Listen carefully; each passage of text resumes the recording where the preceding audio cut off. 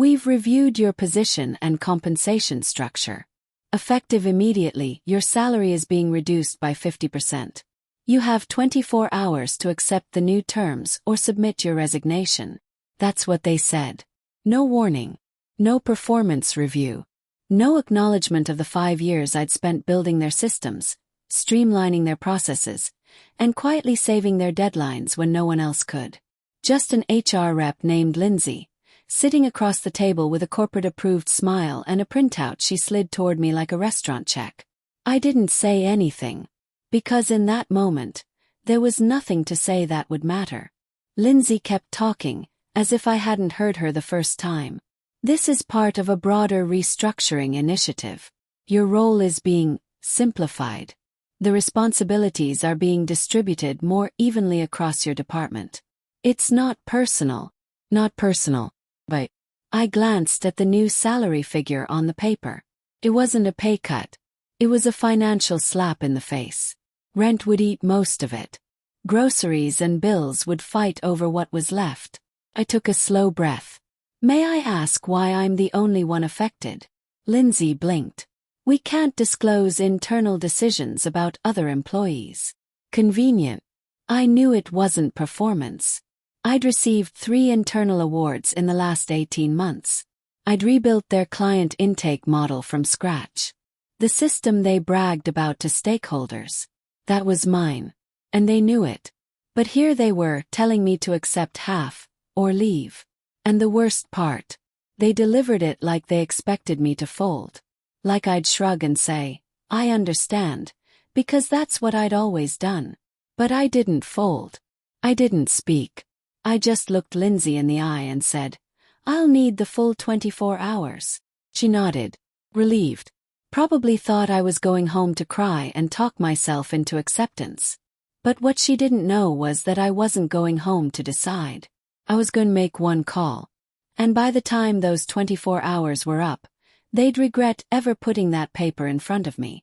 I left the HR office and didn't say a word. Not to my team. Not to my manager. Not even to Zoe. And she notices everything. I sat at my desk, opened my laptop and stared at the screen. But I wasn't looking at emails. I was looking at patterns. They said my role was being simplified. But nothing about my workload had changed.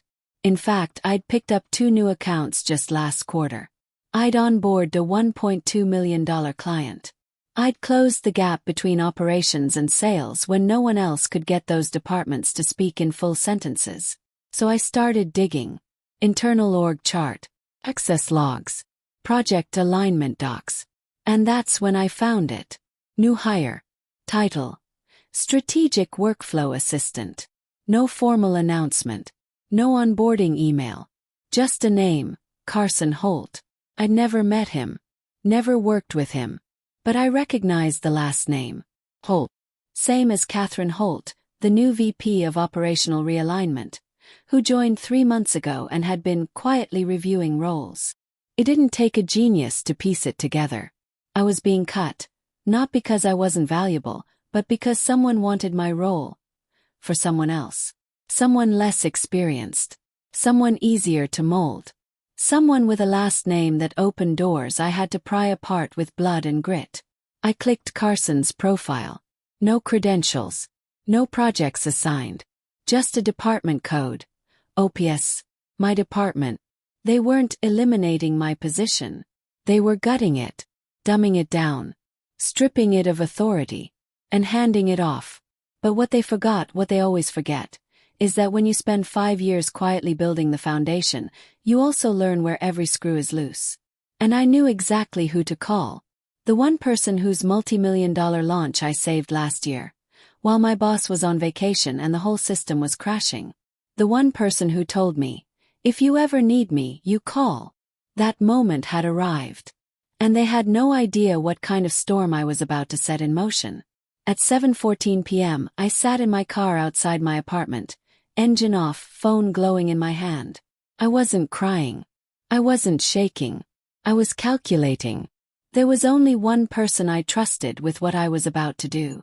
One person who didn't just benefit from my work, but saw it. Amanda Langston. SVP of Client Strategy at Newbridge Global. Sharp as a scalpel. Cool as steel.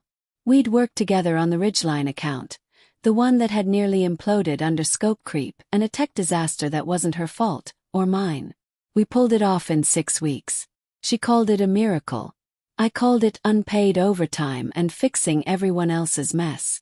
She'd told me afterward, "You saved our quarter. If you ever need anything, you come to me first." I never thought I'd cash in that sentence. Till now. I tapped her name in my contacts. Rang once. Then. Claire Morgan. She remembered. That was a good sign. "Hey Amanda," I said, trying not to let too much show in my voice. "I need 5 minutes. And I need it off the record." "You've got 10. Go." I told her everything. The 50% cut. 24-hour deadline. The ghost new hire. The nepotism. The silence. She didn't interrupt. Didn't sigh. Just listened. When I finished, she spoke calmly. "They're replacing you with someone who's never carried a contract. Who doesn't even know what a failure audit looks like." "Exactly. You're not calling to ask me to fix it." "No. I'm calling to ask if the offer still stands." It was quiet for a second. Then she said the sentence I hadn't let myself hope for. "It never expired. And we've got a role that just opened up. Director of System Strategy. Full ownership. You'd report to me." My throat tightened. "Double your current salary," she added. "Well, what they used to pay you." I smiled for the first time that day. "Tell me where to send my resume," I said. "Don't need it," she replied. "We already know what you can do." The next morning I walked into the office like nothing had happened. Same black blazer. Same travel mug. Same half-smile I wore when I wasn't in the mood to play nice. No one noticed. Not yet. But behind the scenes. The storm had already started. At 9:06 a.m., Amanda CC'd 2 Carson and Blake executives on a seemingly innocuous email. Subject: Transitioning strategic accounts. As discussed, we'll need clarity on Claire Morgan's future availability by end of day. Her name is attached to all 3 of our most active deliverables. If she's being transitioned out, we'll be revisiting the structure of our partnership. I wasn't copied. But someone forwarded it to me anyway. An anonymous message from an internal alias I hadn't seen before. They didn't expect her to have leverage. Looks like she does. That was all it said. But I knew what it meant. The execs didn't realize I had clients who noticed who actually did the work.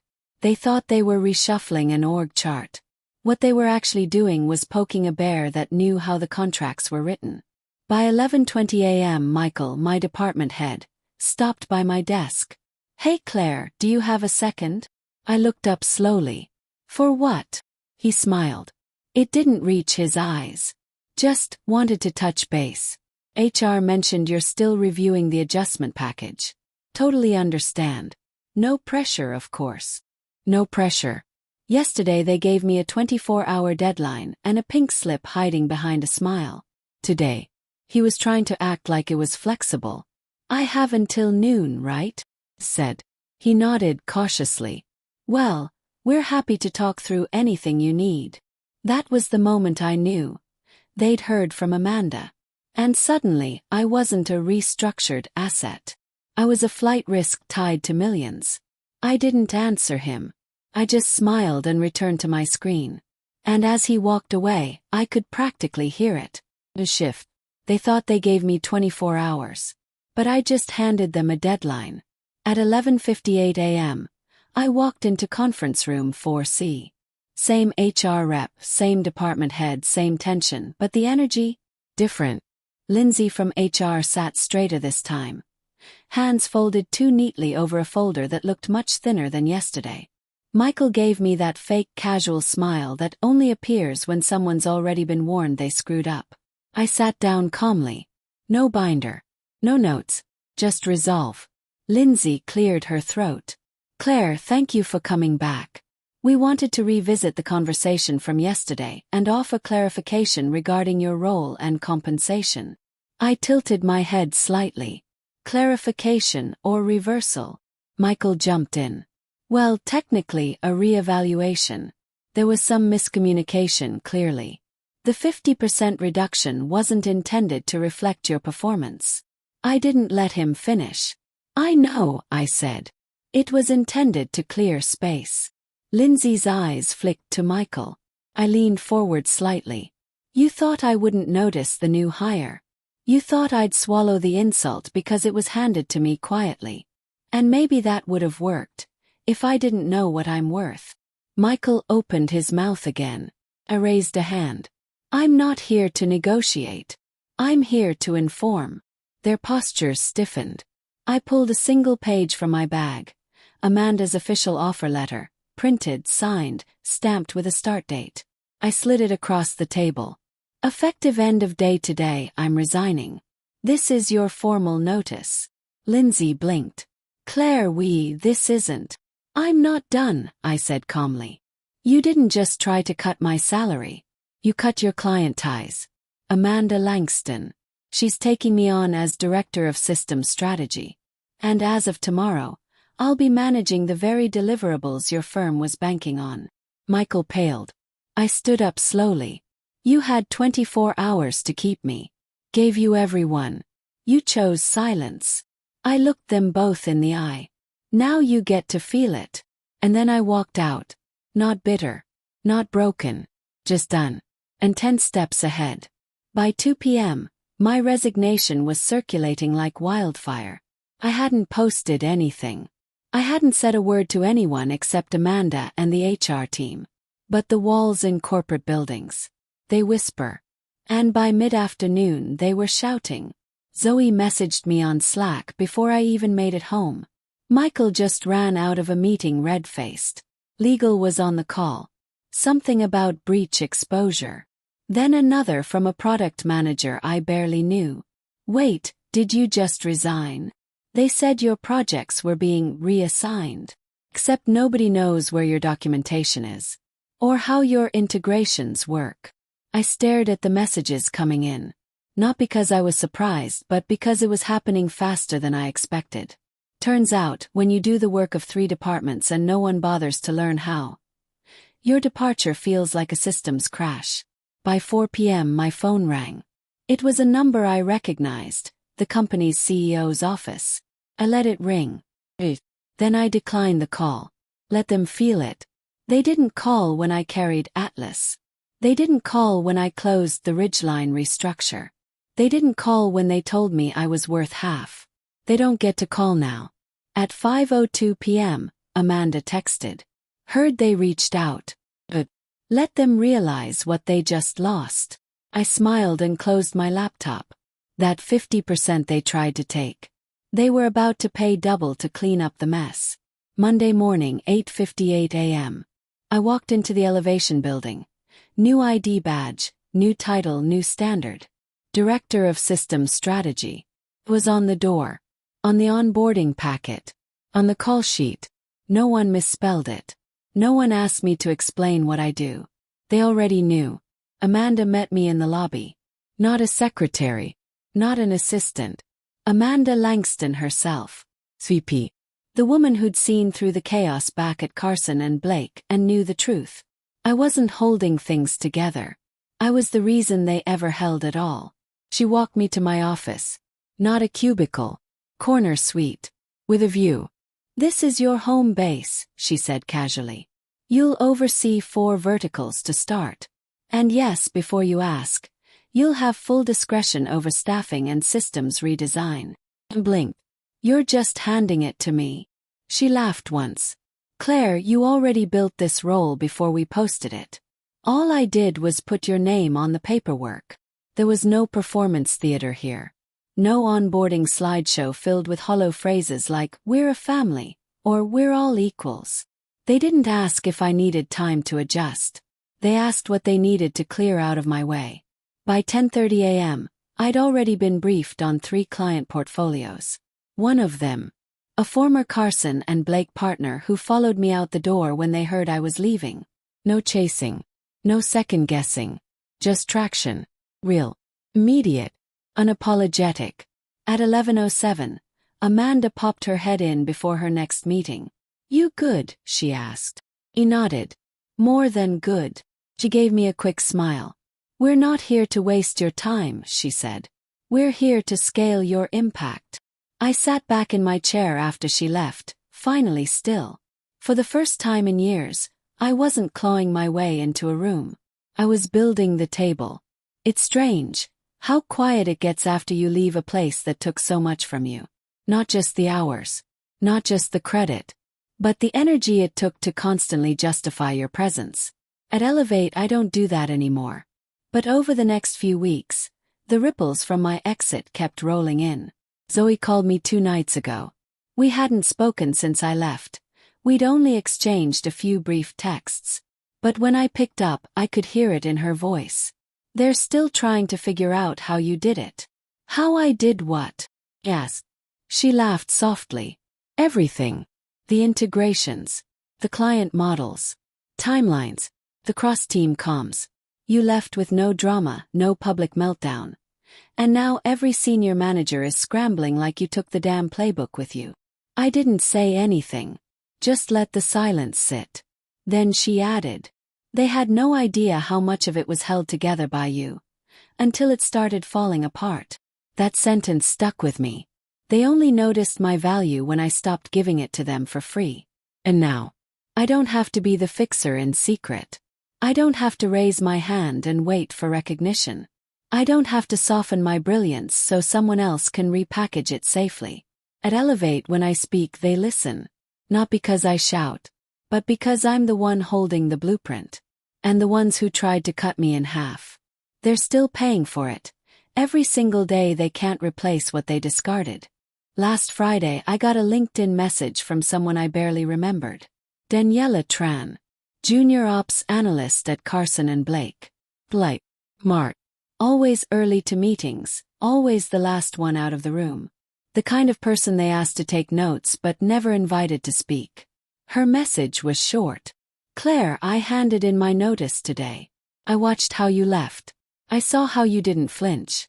That gave me the push to ask for more. When they didn't give it, I walked. I sat with that for a long time. Not because I was shocked, but because it proved something I already believed in my gut. Your power doesn't end when you leave. It begins when you stop apologizing for using it. In the weeks since I left, I've heard stories trickle out from the inside. HR quietly rolled back 3 other restructured salary reductions. Carson Holt. He's on hold pending further evaluation. A client I used to manage submitted formal feedback asking why I'm no longer on their account. And the best one. Zoe messaged me again. I'm next. Got an offer yesterday. 35% raise. Remote. You showed me I didn't have to stay invisible to stay employed. I didn't cry. I didn't gloat. I just sat back, took a deep breath and realized. I didn't just walk out of that building. Opened a door. And the people who watched me walk through it. They're stepping out now too. Not because they're angry, but because they're done pretending scraps are a favor. Monday morning, 9:41 a.m. An email lands in my inbox. Subject: touching base. Open to a conversation. From Michael D. Carson & Blake. I stared at it for a full minute before opening it. Hi Claire. I hope you're doing well. I wanted to reach out and see if you'd be open to a brief conversation. There's been some discussion internally about how we might re-engage with former high performers, especially in light of recent transitions. If you're open to a quick chat, I'd appreciate the chance to reconnect. Michael. Re-engage. High performers. Recent transitions. All dressed up ways of saying, we didn't realize how much damage we did until we felt the consequences. No apology. No acknowledgement. Just a quiet corporate white flag waving through carefully chosen words. I didn't respond. Not because I was angry. Because I didn't need to. I wasn't interested in going back. And I wasn't interested in being remembered now that it was convenient. They didn't listen when I stayed late, kept it all together, and held teams from falling apart. They only looked up when the silence I left behind grew louder than my presence ever was allowed to be. That's the thing about being invisible for too long. When you finally leave the room, they can't stop noticing what's missing. It's funny. When I think back to that conference room, Lindsay's clipboard, Michael's soft sell, that 50% figure sitting at the bottom of a page like it was math and not a message, it doesn't make me angry anymore. Makes me certain. Because that moment wasn't the beginning of a loss. It was the moment I saw everything clearly. They didn't cut my pay because I wasn't performing. They cut it because they thought I wouldn't question it. 'Cause I was quiet, efficient, easy to ignore. What they forgot is that silence doesn't mean weakness. Sometimes silence is a strategy. I didn't throw a fit. I didn't draft a dramatic exit email. I didn't demand a meeting with the CEO. I made one phone call. And in less than 48 hours, their 50% pay cut turned into a 200% mistake. I walked away with a better role, better pay, and more power than they ever planned to offer me. They thought they could cut me in half and I'd shrink. Instead, scaled. I built something better. Waiter. Taller. I don't check their emails anymore. I don't wonder how it's going without me. I don't need closure from the people who only valued me after I left. Because here's the truth. I was never asking for too much. I was just asking the wrong people. 2 weeks ago I got a message from someone unexpected. Not from my old department. Not from my new team. From another company entirely. Asterisk. Hi Claire. Hope this isn't intrusive. I work at Varelli Systems. I just left Carson and Blake. You don't know me, but I watched how you left. I was in the room when they tried to explain it away. How your role was redundant. How client confidence would remain steady. Except it didn't. I saw the panic. The scramble. More importantly, I saw what it looks like when someone leaves on their own terms. That's what gave me the courage to do the same. Asterisk. I read the message twice. Then I just stared at it. I hadn't posted a story. Hadn't called anyone out. Hadn't gone public. But somehow, my exit became louder than their apology ever could. And now, I make time for those messages. Not to relive what happened, but to offer what I didn't have when it happened to me. A voice on the other side saying, "You're not crazy. You're just outgrowing the cage they've convinced you is a home." Because this wasn't just about me walking out of a job. It was about refusing to play a part in a system that treats loyalty like silence and strength like a threat. Now I build better systems, better culture, better exits, for the ones who will need them after me. And I leave the door cracked, just enough, so the next one knows. There's something better on the other side. No. You don't have to ask permission to walk through it. Last night I sat alone in my office. Not because I was overworked. 'Cause I wanted to be there. The lights outside the window blinked soft and steady. The skyline was unfamiliar but quiet. Clean. I was finalizing a rollout strategy for a client that once said no to Carson and Blake. They'd passed back then. Too much red tape, too many shifting roles. Not enough clarity on who was actually in charge. Today, they're on my calendar. My terms. My project. Midway through the document my phone buzzed. Zoe. Got the offer. Accepted. Starting next month at Axis. They found me because of you. One more sentence followed. We're not the exception anymore. We're the new standard. I sat back in my chair. No pride. No noise. Just that warm-rooted certainty in my chest that comes when the fight is over. And you didn't just survive. You changed the rules. They said take the cut or leave. Left. And in leaving, I reminded them what happens when the person they underestimated walks out holding all the leverage. I wasn't too emotional. I wasn't too ambitious. I wasn't too difficult. I was too capable to stay small. And now, I don't take seats at broken tables. Build better ones. And the ones who thought I was replaceable, they're still trying to find the pieces.